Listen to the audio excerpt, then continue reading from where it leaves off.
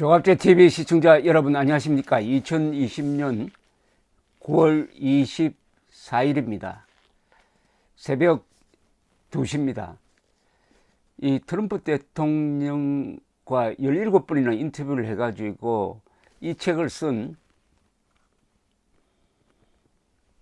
레이지, 경로 또는 격분이라는 책을 쓴 밥 우드워드 기자는 군사 전문 기자는 아닙니다. 그래서 이분이 쓴 내용에 약간 이 착각을 한 게 아니냐 하는 부분이 있습니다. 그게 또 국내에서 크게 보도가 되었는데, 근데 2017년 김정은과 트럼프가 아주 험한 말을 주고받고 김정은이 미사일 실험 그리고 핵실험을 하고 있을 때의 상황을 설명을 하면서 미국이 북한에 대한 대응을 고려하는 중에 5027 계획을 재검토를 했는데 5027에는 북한에 대해서 80개의 핵폭탄을 쓸 수 있는 그런 계획도 들어있었다, 이런 기사를 썼습니다. 그러니까 마치 또 그게 한 걸음 더 이게 왜곡이 돼가지고 마치 미국이 북한에 핵무기를 쓸 준비를 했다, 80개를 쓸 준비를 했다, 이런 식으로 좀 와전되기도 했습니다. 그러나 이 5027이라는 작전 개념은 북한이 재래식 군사력으로 전면 남침할 때에 대비한 계획이니까 거기에는 핵 사용 계획이 있을 리가 없죠. 북한이 재래식 군사력으로 공격하는데 미국이 또는 한국과 한미군이 북한을 핵으로 공격할 수는 없고 공격할 필요가 없습니다.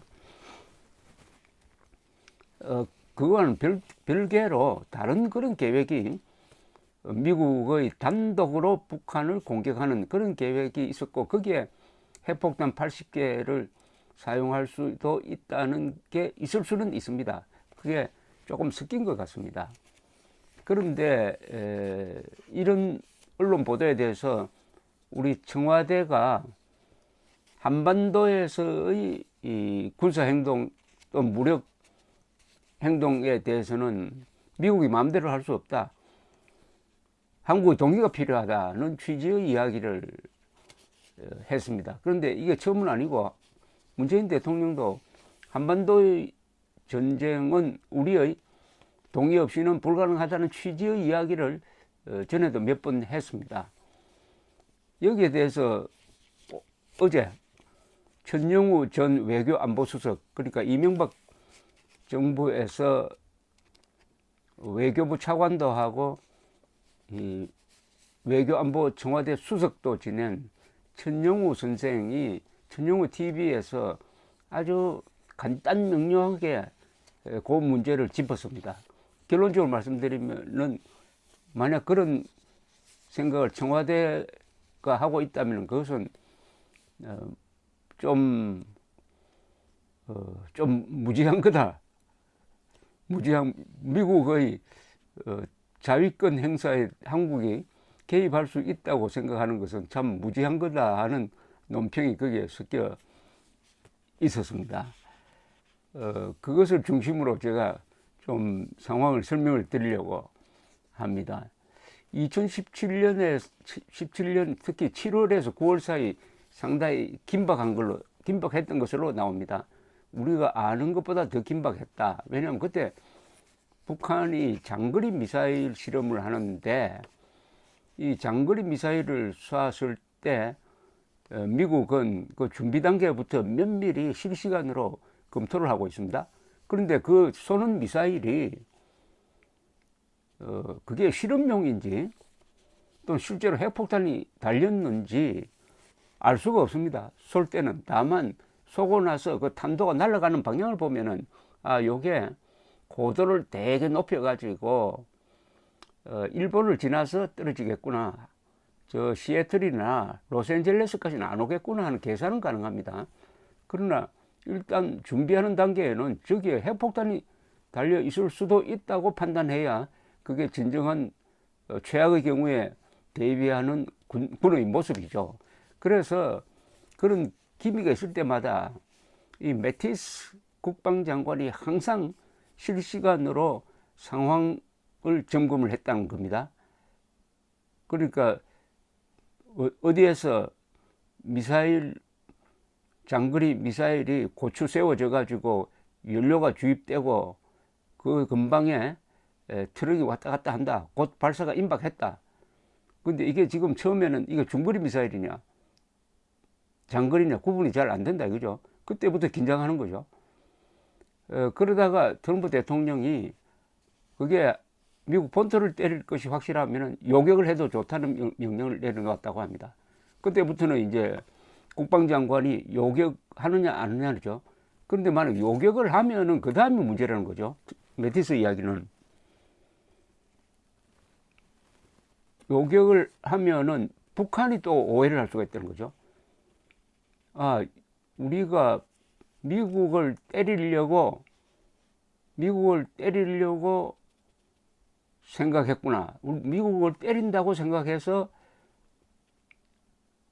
미국이 요격 미사일로 우리가 날린 장거리 미사일을 격추시켰구나. 실제는 미국을 때리려고 한 게 아니고 그럼 실험하려고 한 건데, 그러면은 김정은은 도둑이 제발 저린다고, 그 다음에 미국이 우리를 향해서 핵미사일 쏠지도 모르겠구나.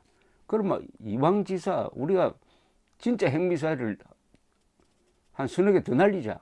이렇게 해도 오해가 오해를 부르는 방식으로 에스컬레이션 될 수 있었다는 겁니다. 그래서 매티스는 그때 항상 긴장해가지고 일단 유사시에 이 중요한 결정을 할 수 있도록 하는 통신 장비를 항상 가지고 다녔고, 심지어 목욕을 할 때, 샤워할 때도 그게 신호가 들어오는 장치를 옆에 해놓았고, 잘 때도 잠자리에도 항상 트레이닝을 입고 자면서 항상 비상시에 대비를 하고, 그런데 마음이 불안해지니까 마음을 다잡기 위해서 워싱턴에 있는 국립교회에 가가지고 잠시 묵상도 하고 했다고 이렇게 레이지에서 쓰고 있습니다. 자, 그런데 이런 상황에서 그러면은 한국 대통령이 트럼프에게 북한에 대한 공격은 내 허가를 받아야 됩니다가 아니고 내 동의를 받아야 됩니다라고 말할 수 있겠느냐는 겁니다. 그런 긴박한 상황에서 전영호 선생은 이걸 아주 정확하게 지적을 했습니다. 뭐냐면은 어떤 나라가 무력을 사용하는 것을 막을 방법은 없다는 겁니다. 어떤 국제조약으로도 유엔 헌장이 무력 사용을 허용하는 경우가 바로 자위권 행사, 어떤 국가가 스스로를 지키기 위해서 자위권을 행사하는 것은 막을 수 없다는 겁니다. 자위권 또는 집단 자위권은 동맹국이 공격을 당했을 때 동맹국 편에 서서 적을 공격하는 겁니다. 쉽게 말하면 6.25 때 미국이 참전한 것이 집단 자위권이죠. 물론 그때는 한미동맹은 없었습니다만, 이런 경우 막을 방법이 없다는 것입니다. 그건 국제법적으로 허용된 한 국가의 정당 방위인데, 다만 이게 정당화되려면은 적의 공격이 임박했다는 게 확실해야 되고, 그리고 적을 공격을 하더라도 비례 원칙에 맞아야 된다는 겁니다. 그러니까 천안함을 폭침시켰는데, 북한이 천안함 폭침시켰다고 해가지고 한국과 미군이 합동으로 북한의 해군 전체를 다 섬멸하는 그런 작전을 쓴다든지, 아니면은 동두천으로 미사일을 날렸는데 평양에다가 그냥 핵폭탄을 날려가지고 없애버리는 그런 것은 이 비례 관계에 맞지 않으니까, 그것은 국제적으로 비난받을 수 있을지언정 적의 공격이 임박했을 때 어떤 나라가 자신을 지키기 위해서 적을 공격하는 것을 막는 국제법은 없다. 그러니까 북한을 미국이 공격할 경우는 아까 제가 미사일로 설명을 해드렸습니다만, 미국 본토가 위협받는다는 긴급성이 확인되었을 때 하는데, 그때 한국 대통령에게 전화해가지고 미리 통지할 시간이 있겠느냐는 겁니다.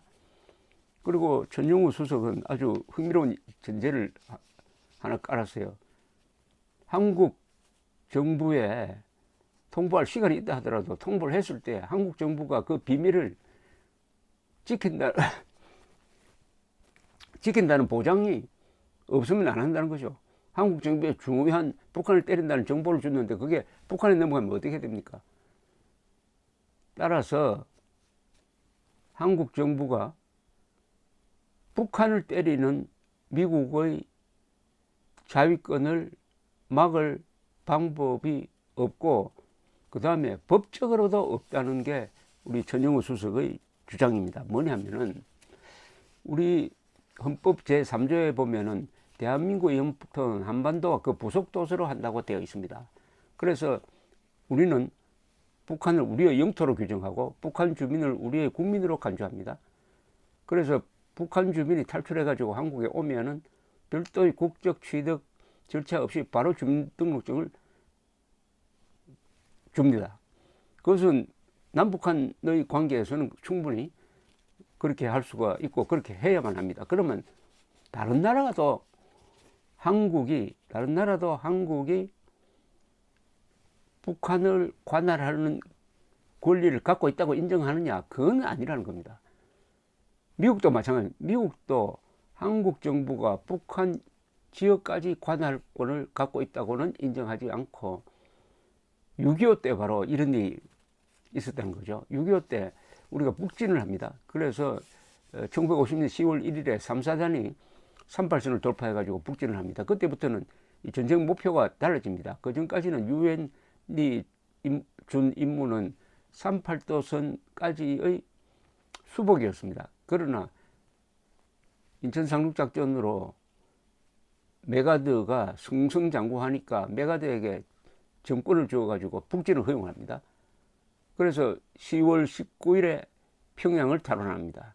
그때 이승만 대통령은 평양에 가고 싶어 했습니다만은 마음대로 갈 수가 없었습니다. 왜냐? 북한 지역은 대한민국의 영토가 아니라 유엔군이 점령한 점령지였습니다.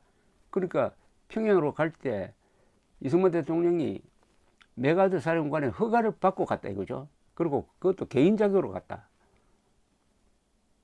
그만큼 북한에 대한 한국의 관할권을 당연시하는데 미국은 그렇게 보지 않는다. 그러니까 미국의 안전이 위협당했을 때 북한을 공격할 때 왜 무슨 법적 근거로 한국 정부의 허가를 받아야 되느냐, 동의를 받아야 되느냐.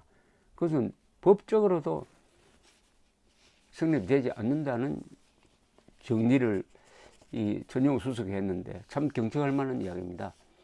그러면서 우리가 기억하는 유엔 결의, 중요한 결의가 있죠. 1948년 12월 12일에 나온 유엔 총회 결의입니다. 그건 뭐냐 하면은 한국에서는 공정한 선거가 치러졌으므로 그 공정한 선거에 의해서 수립된 대한민국 정부는 한반도 전체의 유일한 합법정부다라고 했습니다. 그것은 대한민국의 정통성을, 국제적 정통성을 확인하는 것입니다. 그게 근거해가지고 우리는 항상 북한에 대해서 도덕적 우위에 설 수가 있습니다. 근데 이 문재인 정권은 완전히 엉터리로 해석을 해가지고 엉터리로 해석합니다. 교과서에다가 어떻게 하느냐. 38도선 이남에서만 유일한 정부로 인정된 것처럼 이렇게 왜곡하고 있습니다. 아니, 왜곡이 아니라 조작을 하고 있습니다. 그러나 한반도에서 유일한 합법정부라고 인정하는 것과 한국 정부가 북한 지역까지 관할하고 있다고 인정하는 것하고는 또 다르죠. 그러니까 그 유엔 총회 결의를 확대 해석해가지고 우리 헌법처럼 세계 만방이 다 북한 지역을 한국 정부의 관할지로 보니까 북한 지역을 공격하는 것은 한국을 공격하는 것이다. 그래서 허가를 받아야 된다라고 해서는 안 된다. 그런 게 전용우 수석의 이야기인데 저는 여기에 저도 같은 생각입니다. 자, 그런데 이게 북한이 장거리 미사일을 실력을 어느 정도 양성했느냐. 이 레이지라는 책 보면은 밥 우드워드 기자는 북한이 장거리 미사일 실력이 완성된 것처럼 쓰고 있는데 그건 아닐 겁니다. 아직도 재진입 기술, 이 장거리 미사일이 날아갈 때 저 하늘 높이 내려갔다가 다시 대기권으로 재진입할 때 열이 엄청나니까 핵탄두가 녹아버린다든지 하면 아무 쓸모가 없으니까 과연 재진입 기술을 완성했느냐 하는 것은 아직도 확실하지 않고 아직은 멀었다 하는 것이 중론이 되어 있습니다. 그런데 만약 완성되었을 경우에 북한이 장거리 미사일 발사를 했을 때 미국이 어떻게 대응하느냐가 매우 아슬아슬하다 이겁니다. 왜냐하면 북한이 장거리 미사일 쏘는 이유는 딱 두 가지일 수밖에 없습니다. 하나는 실험용입니다. 또 하나는 실제로 거기에 핵폭탄을 달아서 쏘는 겁니다. 장거리 미사일에다가 무슨 재래식 폭탄 달 이유는 없습니다. 그건 너무나 비용 대 효과가 안 맞습니다. 장거리 미사일에 보통 무슨 폭탄 달아가지고 로스앤젤레스를 때렸다면 건물 하나 무너뜨릴까 말까 할 겁니다. 그걸 왜 합니까? 그러니까 장거리 미사일 쏘는 것은 핵폭탄을 달았든지 아니면 실험용이든지 둘 중에 하나인데 이걸 탐지하는 미국에서는 그게 실험인지 아니면 실제로 핵폭탄이 달렸는지를 확인하는데 시간이 걸린다는 겁니다. 그런데 그 시간, 거기서 무슨 착각이 일어나면은 실험용인데 핵폭탄이 달았다고 생각해가지고 북한을 공격할 수도 있다. 이런 참 북한이 ICBM 기술을 완성하는 순간 북한이 위기를 맞게 될 것이라는 이야기죠. 여기 천정우 수석이 마지막에 한 이야기가 참 한국 국방장관에 대해서 이렇게 물었습니다. 한국 국방장관은 매티스처럼 북한의 도발에 항상 준비가 되어 있느냐? 예컨대 국회에서 답변할 때 국회에서 국방장관이 답변하고 있을 때 북한이 도발을 했다. 미사일을 쏘든지 다른 방식으로 도발을 했을 때 그 국방장관은 즉석에서 어떤 행동을 해야 될지 하는 매뉴얼을 가지고 있느냐고 물었습니다. 매티스처럼 항상 통신 장비를 바로 옆에 두면서 즉각 대응할 수 있는 준비가 되어 있느냐? 제 생각에는 없는 것 같은데요. 그렇다면 항상 더구나 미국과 북한 사이에는 태평양이 있지만은 남북한 사이에는 너무나 근접해가 있는데 그럼 항상 기습을 허용해야 되는 것 아니냐? 우리 국방장관은 매티스보다도 훨씬 더 긴장하고 대비하고 있어야 되는데 과연 그렇느냐 하는 이 질문이 이분의 마지막 결론인데 여기에 한국의 국방장관이 어떻게 답변할 수 있을지 궁금합니다. 감사합니다.